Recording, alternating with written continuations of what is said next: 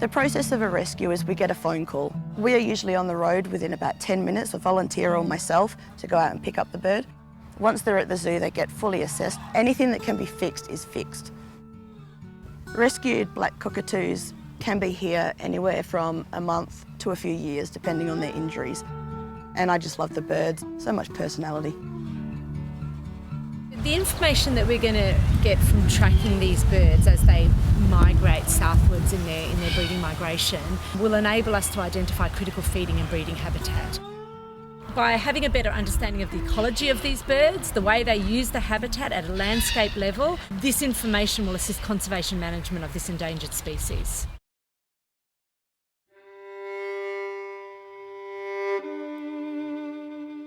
Western Australia is really lucky to have 3 black parrots.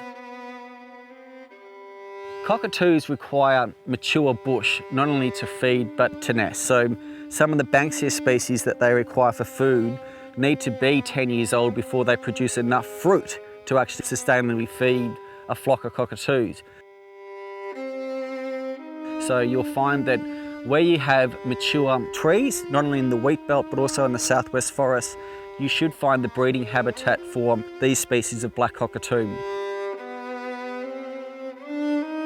Unfortunately, due to logging and also land clearing, a lot of the old trees have been taken out of the environment.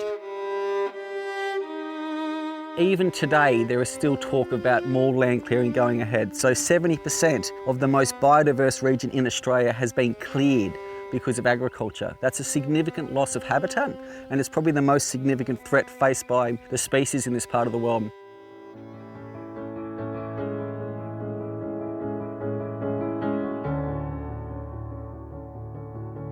One of the things we've recognised is around the KARAKAMIA reserve that are found in the hills outside Perth.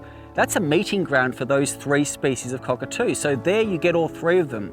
And one of the things we did only a couple of weeks ago was planted 3,000 food plants onto that reserve.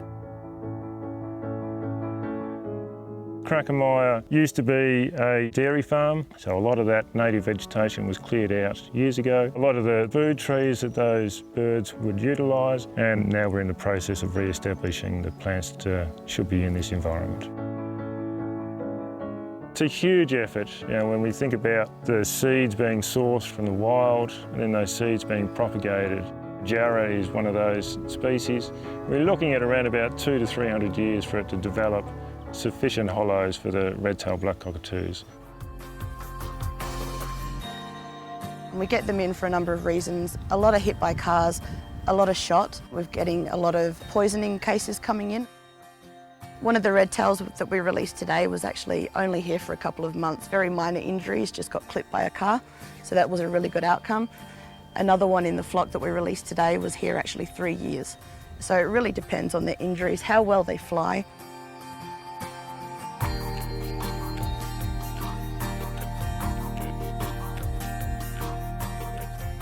So Western Australia is really lucky to have 3 black parrots flying through its ecosystems. There are nowhere else in the world that you can go down the main street of a capital city and see flocks of large black parrots flying through. It's a reality that people just don't realise they're declining because they're so conspicuous. But we're confident that through these measures of working with the local stakeholders, working with the government, we can protect black cockatoos into the future.